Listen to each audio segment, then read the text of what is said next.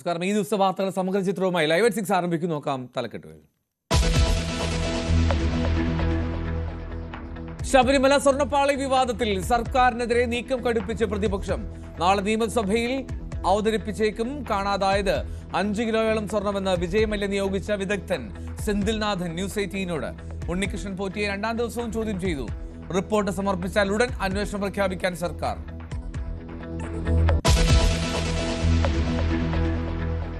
സർക്കാർ അനുകൂല നിലപാടിൽ NSS ജനറൽ സെക്രട്ടറിക്കെതിരെ ഇന്നും പ്രതിഷേധം. ജി സുകുമാരൻ നായരുടെ രാജി ആവശ്യപ്പെട്ട് ആലപ്പുഴ തലവടി ശ്രീദേവി വിലാസം കരയോഗം. സ്വാർത്ഥ ലാഭത്തിനായി ഏകപക്ഷീയമായി NSSനെ ഇടത് തൊഴുത്തിൽ കെട്ടിയെന്ന് വിമർശനം.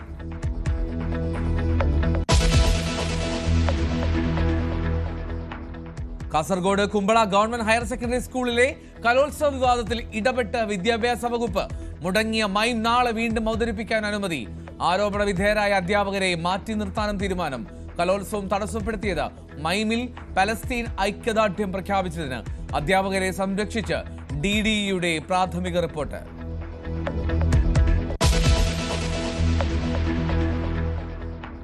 കുട്ടികളുടെ കൂട്ടമരണത്തിനിടയാക്കിയ കഫ് സിറപ്പ് നിർദ്ദേശിച്ച ഡോക്ടർ അറസ്റ്റിൽ. കോൾഡ്രിഫിന്റെ നിർമ്മാതാക്കൾക്കെതിരെ കേസ്. കേരളത്തിലും തെലങ്കാനയിലും മധ്യപ്രദേശിലും നിരോധനം. സിറപ്പ് കഴിച്ച് രാജസ്ഥാനിലും മധ്യപ്രദേശിലും മരിച്ചത് 18 കുഞ്ഞുങ്ങൾ.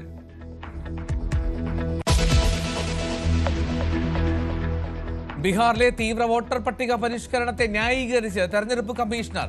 ജനങ്ങളുടെ സഹായത്തോടെ നടപ്പാക്കിയെന്ന് ജ്ഞാനേഷ് കുമാർ. നിയമസഭാ തെരഞ്ഞെടുപ്പ് നവംബർ 22 മുമ്പ് നടക്കുമെന്നും കമ്മീഷൻ.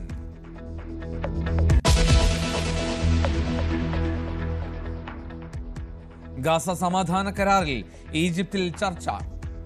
ബന്ദിമോചനം ഏത് തരത്തിൽ നടത്തണമെന്നതിൽ പ്രധാന ചർച്ച. കരാർ പൂർണ്ണമായി അംഗീകരിക്കാൻ ഹമാസിന് അനുവദിച്ച സമയപരിധി തീരാൻ ഇനി മണിക്കൂറുകൾ മാത്രം. ഗാസയിൽ ആക്രമണം തുടർന്ന ഇസ്രായേൽ. ഇന്ന് മാത്രം 15 പേർ കൊല്ലപ്പെട്ടു.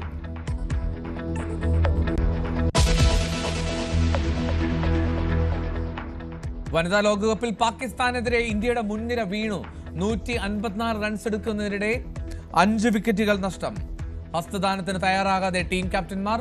പ്രാണിശല്യത്തിൽ മത്സരം ഇടയ്ക്ക് തടസ്സപ്പെട്ടു.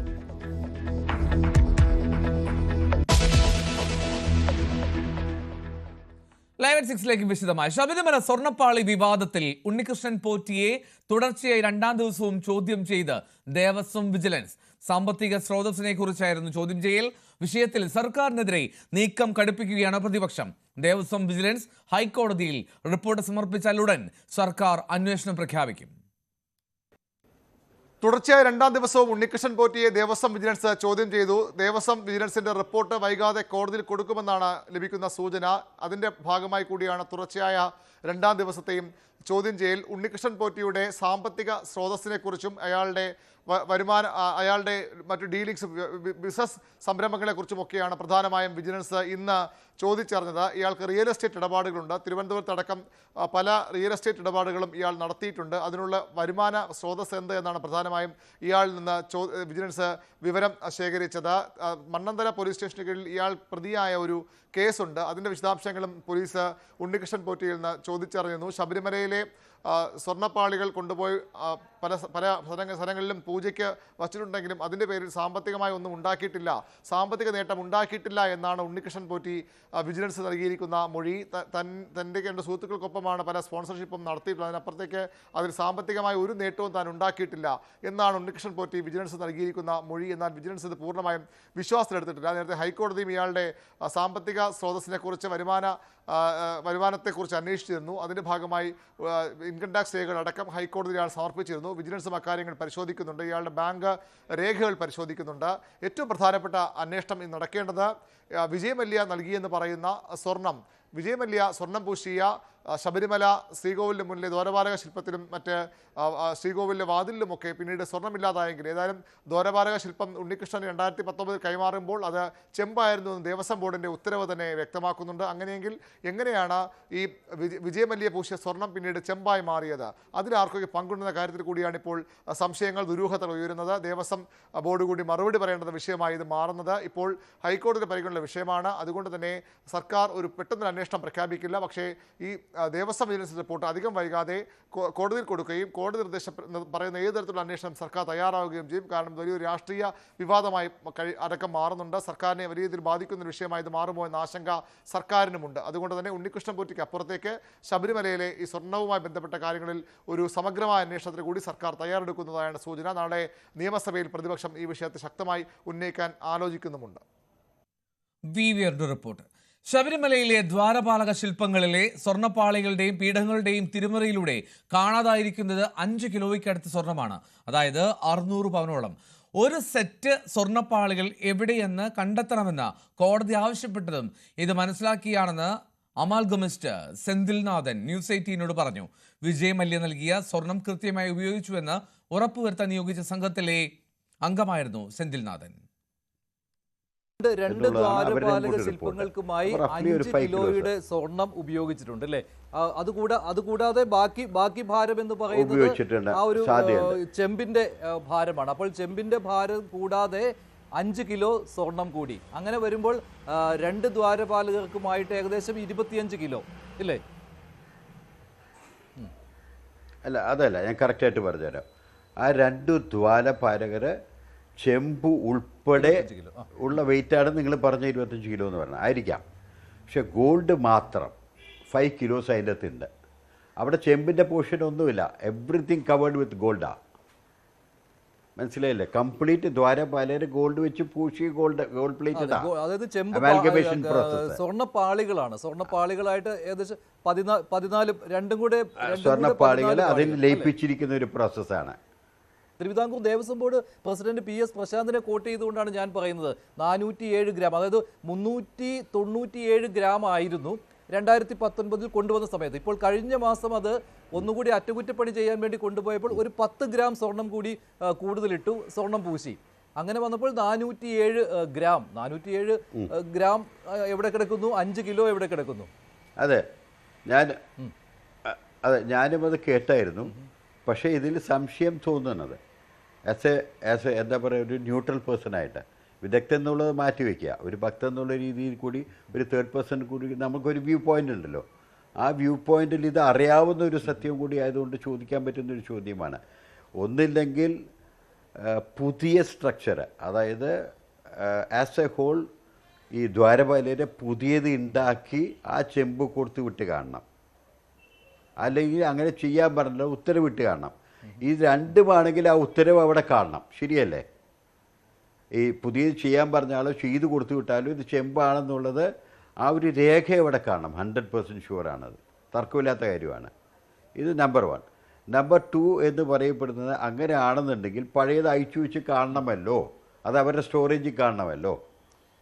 അപ്പോൾ അത് കണ്ടുപിടിക്കണം. ഇന്നത്തെ കോടതിയുടെ ഒരു വിധിപ്പറിപ്പിൽ കണ്ടായിരുന്നു, അത് വിജിലൻസ് ഓഫീസറുണ്ടോ അന്വേഷിച്ചപ്പോഴേക്കും അതവിടെ ഉണ്ടായിരുന്നില്ലെന്നോ രണ്ടാമത് ഒരു സെറ്റ് ദ്വാരപാലക ശില്പങ്ങൾ കൂടി ഉണ്ടല്ലോ, അതെവിടെയാണ്? അത് ഈ ആഭരണങ്ങളെ കുറിച്ചാണ് കോടതി ചോദിക്കുന്നത്. അത് ഇതുവരെ കണ്ടെത്താൻ കഴിയില്ല. താങ്കൾ കൃത്യമായിട്ട് സംശയിക്കുന്നത് അങ്ങനെ ഒരു പുതിയ ചെമ്പ് ഉണ്ടാക്കി അതിൽ 2019 സ്വർണം പൂശി കൊണ്ടുവന്നു. അപ്പോൾ വിജയ് മല്യ, ഇപ്പോൾ താങ്കൾ നേരത്തെ പ്രതിപാദിച്ച ആ 5 കിലോ സ്വർണം ആവരണം ചെയ്ത ആ 2 പാളികളും അതെവിടെയോ മാറ്റി വെച്ചിട്ടുണ്ട്. അല്ലെങ്കിൽ മറ്റൊരു കാര്യം കൂടി സംഭവിക്കാം, കാണണമല്ലോ. അത് അവരുടെ സ്റ്റേറ്റ്മെന്റ് ആണ്, ഇത് നമ്മുടെ സ്റ്റേറ്റ്മെന്റ് അല്ല. കൊണ്ടുവരിക അവരുടെ സ്റ്റേറ്റ്മെന്റ് അല്ല, അവർ പറയുന്ന സ്റ്റേറ്റ്മെന്റാണ് നമ്മളിവിടെ പറയുന്നത്. ശരിയല്ലേ? അതായത് രണ്ടാമത്തെ സെറ്റ് ഉണ്ടാക്കിയെന്ന് പറയുമ്പോൾ നാച്ചുറലി ആദ്യത്തെ സെറ്റ് എവിടെ പോയെന്നുള്ള ചോദ്യം ഞാൻ ചോദിച്ചില്ലെങ്കിലും എത്ര പേര് ചോദിക്കാനുണ്ടായിട്ട് അതിൻ്റെ പുറയിലുണ്ടാവും. എല്ലാ ഭക്തന്മാരും ചോദിക്കില്ലേ? നിത്യം കണ്ടുകൊണ്ടിരിക്കുന്നവർ ചോദിക്കില്ലേ ഇതെവിടെ പോയെന്നുള്ളത്? അങ്ങനെയാണെങ്കിൽ പ്രശ്നമില്ല. അതെ, ഉണ്ടെങ്കിൽ അത് പറയണം, അത് രേഖപ്പെടുത്തണം. അത് ചോദിച്ചുകൊണ്ടാണ് ഇപ്പോൾ കോടതി ചോദിച്ചിരിക്കുന്നത്. ഇതേപോലെ അതും കൂടി കണ്ടെത്തണം, അതിൻ്റെ റിപ്പോർട്ട് തരണം. സ്വർണ്ണപ്പാളി വിവാദത്തിൽ സത്യസന്ധമായിട്ടുള്ള അന്വേഷണം നടക്കട്ടെ എന്ന് തിരുവിതാംകൂർ ദേവസ്വം ബോർഡ് മുൻ പ്രസിഡന്റ് A. പത്മകുമാർ 2019 നവീകരണത്തിന് നൽകിയത് സ്വർണം പൂശിയ ചെമ്പുപാളിയാകാമെന്നും പത്മകുമാർ പറഞ്ഞു. ശബരിമലയുമായി ബന്ധപ്പെട്ട് താൻ മോശം കാര്യമൊന്നും ചെയ്തിട്ടില്ല. താൻ ചുമതലക്കാരനായിരിക്കവേ ശബരിമലയിൽ നിന്നും ഒരു തരി പൊന്നു പോലും പോയിട്ടില്ല.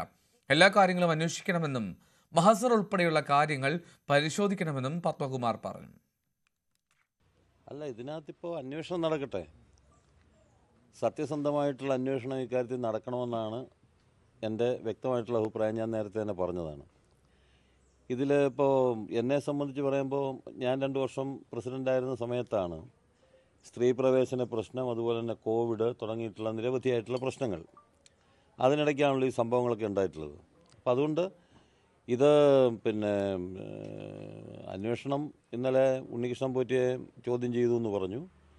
ബാക്കിയുള്ള ആരെയൊക്കെയാണോ ചോദ്യം ചെയ്യേണ്ടത് അവരെയൊക്കെ ചോദ്യം ചെയ്യട്ടെ. ചോദ്യം ചെയ്തിട്ട് സത്യസന്ധമായിട്ടുള്ള കാര്യം വെളിയിൽ വരണം. എന്തായാലും ഒരു കാര്യം ഞാൻ വീണ്ടും ഉറപ്പിച്ച് പറയാൻ ആഗ്രഹിക്കുകയാണ്. ശബരിമലയുമായി ബന്ധപ്പെട്ട് ഒരു കഴഞ്ചു പോലും എന്തെങ്കിലും ഒരു മോശത്തരം ചെയ്യാൻ ഞാൻ ഉദ്ദേശിച്ചിട്ടില്ല, ചെയ്തിട്ടില്ല. അതുകൊണ്ട് തന്നെ സത്യസന്ധമായി അന്വേഷണം നടത്തി കുറ്റവാളികളായിട്ടുള്ളവരെ ശിക്ഷിക്കപ്പെടണം എന്ന കാര്യത്തിൽ എനിക്ക് തർക്കമില്ല. സ്വർണ്ണപ്പാളിയും ദ്വാരപാലക ശില്പവും കുടുംബക്ഷേത്രത്തിൽ പൂജയ്ക്ക് കൊണ്ടുവന്നിരുന്നുവെന്ന് സ്പോൺസർ അജികുമാറിന്റെ ഭാര്യ സുമംഗല. ശബരിമലയിലേക്ക് അജികുമാർ 2 മണി സ്പോൺസർ ചെയ്തിരുന്നുവെന്നും അങ്ങനെയാണ് ഉണ്ണികൃഷ്ണൻ പോറ്റിയുമായി പരിചയം ഉണ്ടായതെന്നും സുമംഗല ന്യൂസ് 18 പറഞ്ഞു. ശബരിമലയിലെ സ്വർണ്ണപ്പാളി മൂവാറ്റുപുഴയിൽ പൂജയ്ക്ക് എത്തിച്ചതുമായി ബന്ധപ്പെട്ടാണ് കൂടുതൽ വെളിപ്പെടുത്തലുമായി സ്പോൺസർ അജികുമാറിന്റെ ഭാര്യ സുമംഗല രംഗത്തെത്തിയത്. സ്വർണ്ണപ്പാളി അജികുമാറിന്റെ കുടുംബക്ഷേത്രത്തിൽ കൊണ്ടുവന്ന് പൂജിച്ചിരുന്നുവെന്നും പിന്നീട് അവിടുന്ന് പള്ളിക്കത്തോട് ഇളമ്പള്ളിക്ക് കൊണ്ടുപോയെന്നും സുമംഗല വ്യക്തമാക്കി.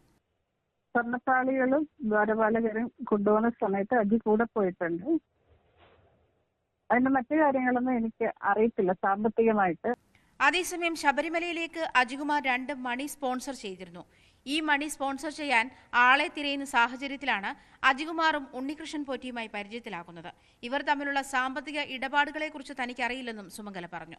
ശബരിമലയിൽ 2 മണി കൊടുക്കാനായിട്ട് ആൾക്കാരെ സ്പോൺസർ ചെയ്യാൻ വേണ്ടി ഉണ്ണിത്തിരുമേനി അന്വേഷിക്കുന്ന സമയത്ത് ആരോ അജിയായിട്ട് പരിചയമാക്കി കൊടുത്തു. അജിയെ അങ്ങനെയാണ് ഉണ്ണിത്തിരുമേനിയായിട്ട് അജിക്ക് പരിചയം.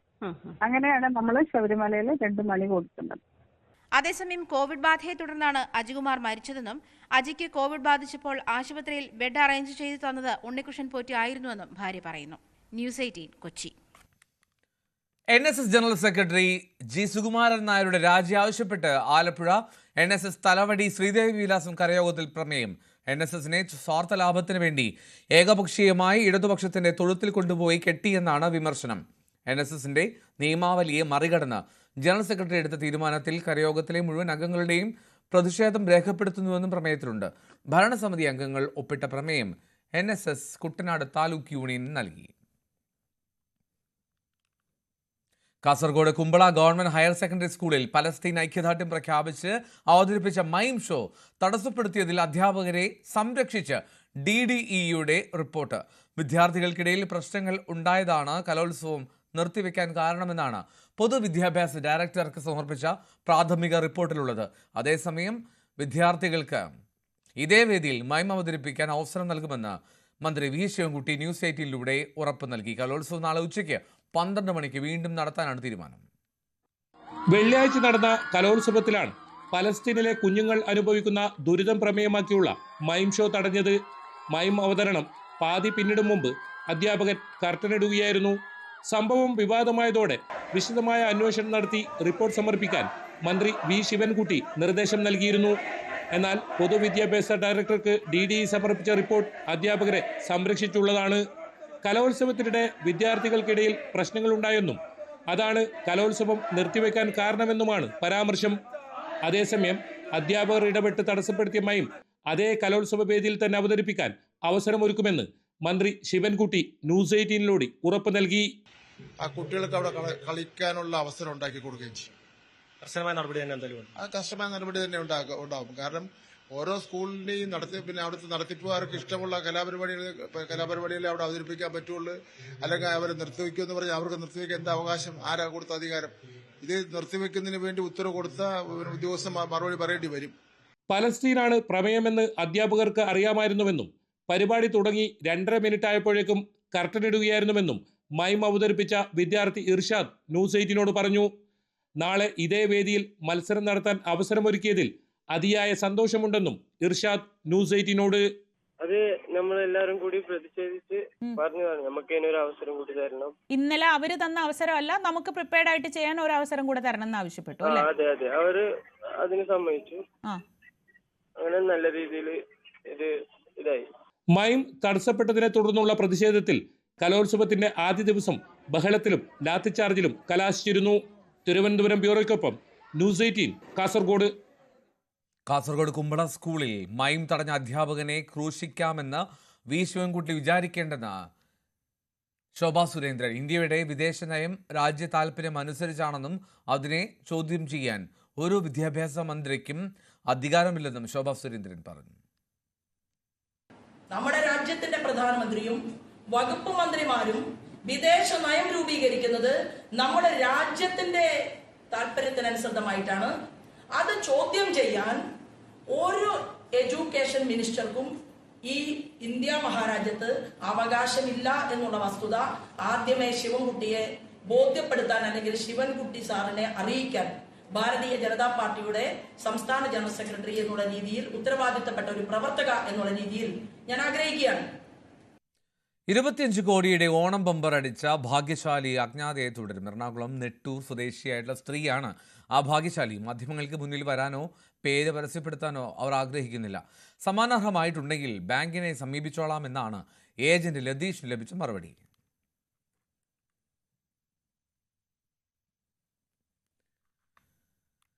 പതിനെട്ട് കുട്ടികളുടെ മരണത്തിനിടയാക്കിയ കോൾഡ് ഡ്രിഫ് കഫ് സിറപ്പ് നിർദ്ദേശിച്ച ഡോക്ടറെ അറസ്റ്റ് ചെയ്തു. നിയമവിരുദ്ധമായി മരുന്ന് നിർദ്ദേശിച്ചതിനെ തുടർന്ന നടപടി. സിറപ്പിന്റെ നിർമ്മാതാക്കളായ തമിഴ്നാട്ടിലെ ശ്രേയസൻ ഫാർമസ്യൂട്ടിക്കലിനെതിരെയും കേസെടുത്തു. ഇതിനിടെ കഫ് സിറപ്പിന്റെ വിൽപ്പന കേരളം, മധ്യപ്രദേശ് സർക്കാരുകൾ നിരോധിച്ചു. തെലങ്കാന സർക്കാരും സിറപ്പ് ഉപയോഗിക്കുന്നത് അടിയന്തരമായി നിർത്തണമെന്ന് ആവശ്യപ്പെട്ടിട്ടുണ്ട്.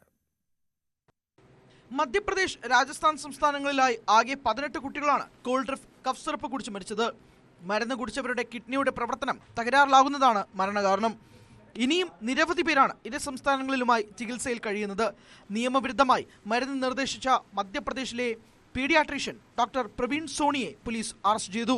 ചിന്ദ്വാഡ പരാസിയയിൽ ഒരു ക്ലിനിക്ക് നടത്തി വരികയായിരുന്നു ഇയാൾ. മുഖ്യമന്ത്രി മോഹൻ യാദവ് മരിച്ച കുട്ടികളുടെ കുടുംബങ്ങൾക്ക് 4 ലക്ഷം രൂപ ധനസഹായം പ്രഖ്യാപിച്ചു. ഇതിനിടെ കോൾഡ് ഡ്രിഫ് കഫ് സിറപ്പിന്റെ വിൽപ്പന കേരള, മധ്യപ്രദേശ് സർക്കാരുകൾ നിരോധിച്ചു. രാജസ്ഥാനും ഈ മരുന്ന് നിരോധിച്ച് ഉത്തരവിറക്കിയിരുന്നു. തെലങ്കാന സർക്കാർ സിറപ്പ് ഉപയോഗിക്കുന്നത് അടിയന്തരമായി നിർത്തണമെന്ന് നിർദ്ദേശിച്ചു.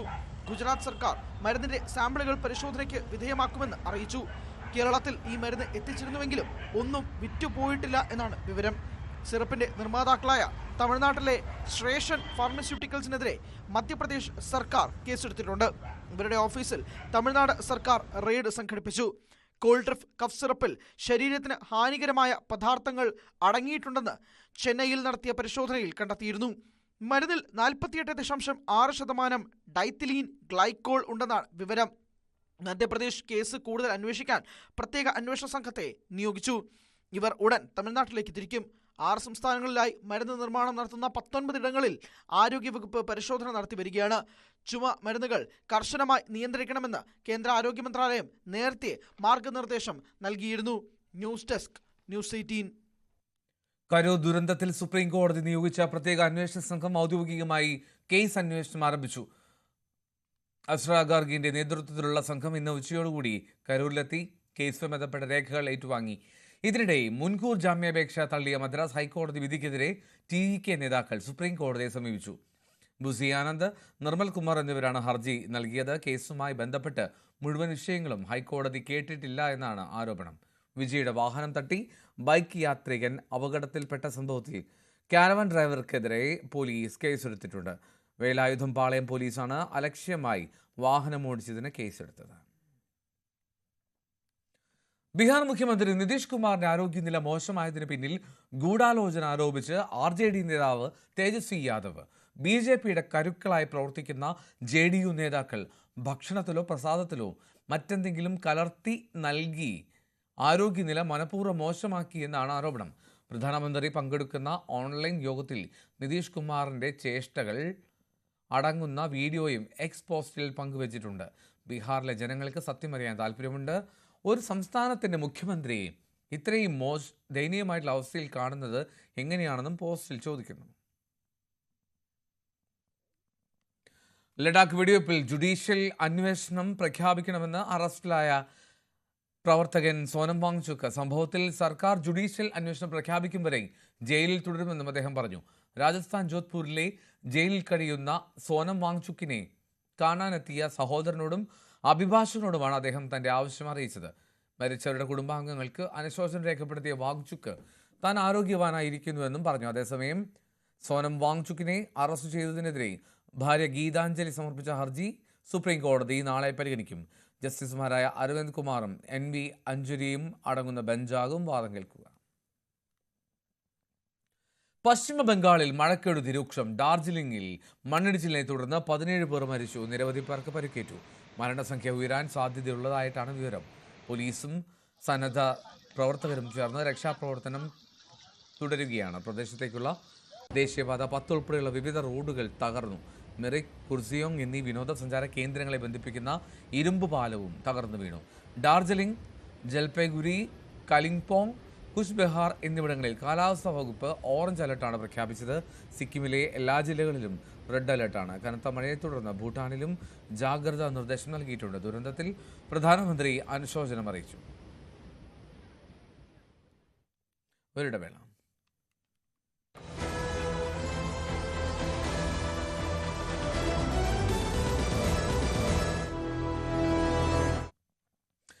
വാർത്തകളിലേക്ക്. ഗാസ സമാധാന കരാറിൽ ഈജിപ്തിലെ കെയ്റോയിൽ ചർച്ചകൾ ആരംഭിച്ചു. ഈജിപ്ഷ്യൻ മധ്യസ്ഥർക്കൊപ്പം അമേരിക്കയുടെയും ഇസ്രായേലിന്റെയും ഹമാസിന്റെയും പ്രതിനിധികളാണ് ചർച്ചയിൽ പങ്കെടുക്കുന്നത്. കരാറിന്റെ ആദ്യഘട്ടമായിട്ടുള്ള ബന്ദിമോചനം ഏതു തരത്തിൽ നടത്തണമെന്നുള്ള കാര്യത്തിലാണ് പ്രധാന ചർച്ച. കരാർ പൂർണ്ണമായി അംഗീകരിക്കാൻ ഹമാസിന് ഡൊണാൾഡ് ട്രംപ് നൽകിയ സമയം അവസാനിക്കാൻ മണിക്കൂറുകൾ മാത്രം ബാക്കി നിൽക്കുകയാണ് കെയ്റോയിലെ കൂടിക്കാഴ്ച.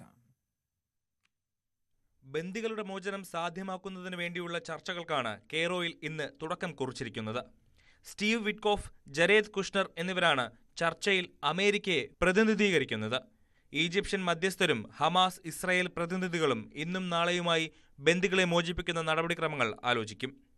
ചർച്ചകൾ ആരംഭിക്കുന്നതിന് മുമ്പ് തന്നെ ബന്ദിമോചനം ദിവസങ്ങൾക്കുള്ളിൽ നടന്നേക്കുമെന്ന് ഇസ്രായേൽ പ്രസിഡന്റ് ബെഞ്ചമിൻ നെതന്യാഹു പ്രഖ്യാപിച്ചിരുന്നു.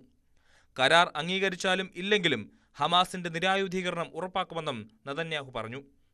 ഇന്ത്യൻ സമയം നാളെ വെളുപ്പിന് 3:30 മുമ്പ് കരാർ പൂർണ്ണമായി അംഗീകരിച്ചില്ലെങ്കിൽ ഒരു ദയയും ഇനി ഉണ്ടാകില്ലെന്നാണ് ട്രംപ് ഹമാസിന് നൽകിയിരിക്കുന്ന അന്ത്യശാസനം. കരാർ പ്രകാരം ആദ്യഘട്ടം ബന്ദിമോചനവും രണ്ടാം ഘട്ടം ഹമാസിന്റെ നിരായുധീകരണവുമാണ്. ഈ 2 ഘട്ടങ്ങളും കഴിഞ്ഞാൽ ട്രംപും നെതന്യാഹുവും ഗാസയെ വീണ്ടും ആക്രമിക്കുമോ എന്നതാണ് ഹമാസിന്റെ ആശങ്ക. അതേസമയം കരാറിന്റെ ഓരോ ഘട്ടത്തിലും പതിയെ ഗാസയിൽ നിന്ന് IDF പിന്മാറുമെന്ന് ഇസ്രായേൽ സമ്മതിച്ചതായി ഡൊണാൾഡ് ട്രംപ് അറിയിച്ചിട്ടുണ്ട്. ഹമാസ് കരാർ അംഗീകരിച്ചാൽ അടുത്ത നിമിഷം മുതൽ വെടിനിർത്തൽ നിലവിൽ വരുമെന്നും ട്രംപ് പറഞ്ഞു. എന്നാൽ സമാധാന കരാർ നടപ്പായാലും ഗാസയിൽ നിന്ന് സൈനികരെ പൂർണ്ണമായി നീക്കാൻ ഇസ്രായേൽ സമ്മതിക്കില്ലെന്നാണ് വിവരം. ഇതിനിടെ ഇസ്രായേലിലെ ആക്രമണങ്ങൾ നിർത്തണമെന്ന് ഡൊണാൾഡ് ട്രംപ് ആവശ്യപ്പെട്ടിട്ടും നെതന്യാഹു മുഖവിലക്കെടുക്കുന്നില്ല. ഇന്നലെ ഹ്യൂമാനിറ്റേറിയൻ മേഖലയിലടക്കം നടന്ന ആക്രമണത്തിൽ 70 പേരാണ് കൊല്ലപ്പെട്ടത്. News desk, news 18. ബ്രിട്ടീഷ് പ്രധാനമന്ത്രി കെയ്ർ സ്റ്റാർമർ ഇന്ത്യയിലേക്ക് ഒക്ടോബർ 8-9 തീയതികളിലാണ് സന്ദർശനം. വിഷൻ 2035 അനുസൃതമായി ഇന്ത്യ UK പങ്കാളിത്തത്തിന്റെ പുരോഗതി പ്രധാനമന്ത്രി മോദിയും സ്റ്റാർമറും വിലയിരുത്തും. വ്യാപാരം, നിക്ഷേപം, സാങ്കേതികവിദ്യ, പ്രതിരോധം, സുരക്ഷ, കാലാവസ്ഥ, ഊർജം, ആരോഗ്യം, വിദ്യാഭ്യാസം തുടങ്ങിയ മേഖലയിൽ ഇരു രാജ്യങ്ങളും തമ്മിൽ സഹകരണം ശക്തിപ്പെടുത്തുന്നതാണ് വിഷൻ 2035. കൊച്ചിയിൽ കേസ് അന്വേഷണത്തിനായി എത്തിയ പോലീസ് ഉദ്യോഗസ്ഥർക്ക് മർദ്ദനം. പോലീസുകാരെ മർദ്ദിച്ച മട്ടാഞ്ചേരി സ്വദേശികളായിട്ടുള്ള അൻസൽ ഷാ, ഷിനാസ് എന്നിവരെ അറസ്റ്റ് ചെയ്തു. ഇരുവരും മയക്കുമരുന്ന് വിൽപ്പന ഉൾപ്പെടെയുള്ള കേസുകളിൽ പ്രതികളാണ്. മറ്റൊരു കേസിന്റെ അന്വേഷണവുമായി ബന്ധപ്പെട്ടെത്തിയ ഡാൻസ് ഓഫ് സംഘം അംഗങ്ങളായിട്ടുള്ള 3 പോലീസ് ഉദ്യോഗസ്ഥരെയാണ് ഇവർ ആക്രമിച്ചത്. അർജന്റീനയുടെ കേരള സന്ദർശനവുമായി ബന്ധപ്പെട്ട് എറണാകുളം ജില്ലാ ഫുട്ബോൾ അസോസിയേഷൻ അതൃപ്തി. മത്സരം കൊച്ചിയിലായിട്ടും എറണാകുളം DFAയ്ക്ക് ഔദ്യോഗിക അറിയിപ്പുകളൊന്നും നൽകിയിട്ടില്ല.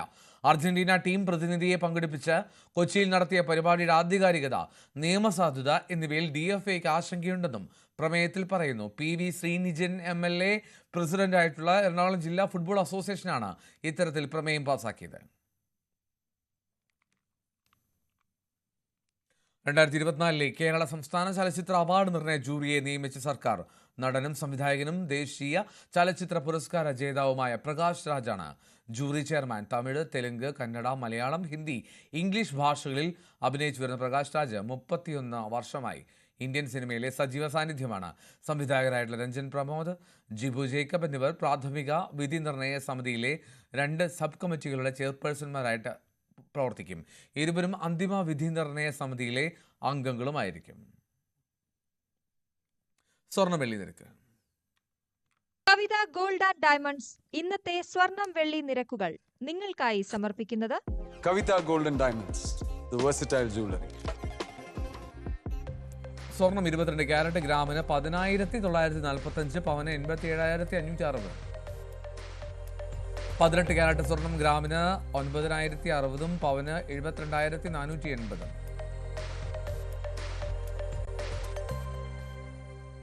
വെള്ളി ഗ്രാമിന് 160 രൂപ. കവിത ഗോൾഡ് ആൻഡ് ഡയമണ്ട്സ് ഇന്നത്തെ സ്വർണം വെള്ളി നിരക്കുകൾ നിങ്ങൾക്കായി സമർപ്പിച്ചത് Kavitha gold and diamonds, the versatile jewellery. Live at 6 അവസാനിക്കുന്നു. ഇനി ഭൂലോകം.